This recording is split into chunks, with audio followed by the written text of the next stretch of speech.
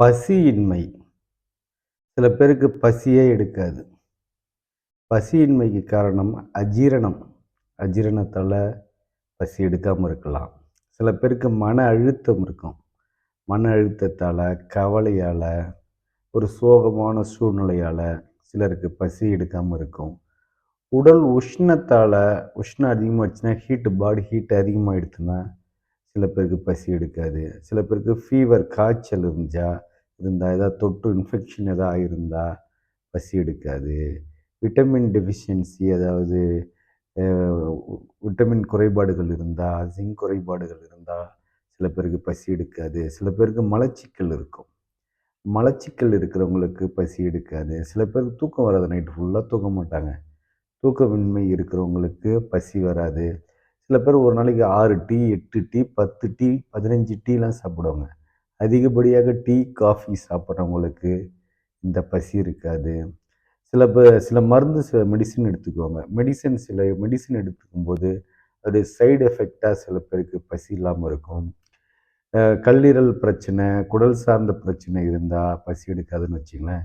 இதுக்கு நம்ம என்ன செய்றோம்னா, நம்ம இயற்கை மருத்துவத்தில, நம்ம கை மருத்துவத்தில இஞ்சி சாறு தான் நம்ம முதல்ல சொல்றது. இஞ்சி சாறு இஞ்சி சாறு எடுத்து அதில தேன் கலந்து, அது எலுமிச்சம் சாறு கலந்து அத நம்ம குடிக்கலாம். அப்படி குடிக்கும்போது செரிமானத்தை அதிகப்படுத்தும். சீரக தண்ணி, அதாவது தண்ணீரை கொதிக்க விட்டு, அதாவது அதில் ஒரு ஸ்பூன் ஜீரகத்தை போட்டு மீண்டும் கொதிக்க விட்டு அதை வடிகட்டி அந்த ஜீரக தண்ணியை நாம் குடிக்கிறதால நமக்கு செரிமானம் அதிகமாகும். அதாவது பசி எடுக்கும். சாப்பாட்டில் பெருங்காயம் சேர்க்கணும். பெருங்காயம் சில வீட்டில் சேர்க்க மாட்டாங்க. நீங்கள் சாப்பாட்டில் பெருங்காயம் சேர்ப்பதின் மூலமாக நமக்கு பசி தூண்டப்படும், பசி எடுக்கும்.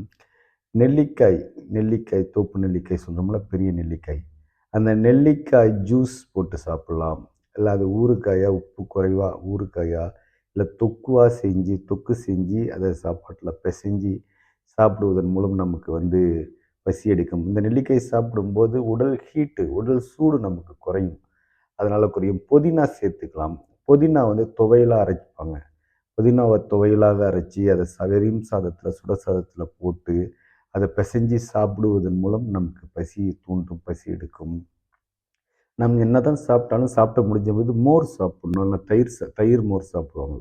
இந்த தயிர் சாதம் நாங்கள் சாப்பிடணும். அந்த தயிர் சாதம் குடல் ஆரோக்கியத்திற்கு ரொம்ப முக்கியம். செரிமானத்துக்கு ரொம்ப முக்கியம். தயிர் சாப்பிடலாம். இல்லைன்னா இரவில் தூங்கும்போது திரிபலா சூரணம் தேனில் குழச்சி அந்த திரிபலா சூரணத்தை சாப்பிடலாம். இல்லைன்னா வெந்நீர் எடுத்துக்கிட்டு வெந்நீரில் ஒரு ஸ்பூன் திரிபலா சூரணத்தை போட்டு நல்லா அதை கலக்கி தூங்குவதற்கு முன்பாக அதை சாப்பிடலாம். அதை சாப்பிடுவதன் மூலம் நமக்கு வயிறு பிரச்சனை தீரும், பசி எடுக்கும். எலுமிச்சை முக்கியமாக காலையில் வெறும் வயிற்றில் வெதுவெதுப்பான தண்ணீரில் ஒரு அரை எலுமிச்சம்பழத்தை புழிஞ்சு போட்டு அதில் ஒரு உப்போ இல்லை சர்க்கரையோ சிட்டிகை போட்டு, உப்பை விட சர்க்கரை நல்லது, அதை போட்டு அதை நாம் குடிப்பதன் மூலம் நமக்கு பசியை தூண்டலாம், பசி எடுக்கும் நமக்கு. குறிப்பாக நம்ம என்ன சொல்கிறோன்னா, உணவு பழக்கத்தில் மாற்றம் செய்ய வேணும்னு வச்சுங்களேன்.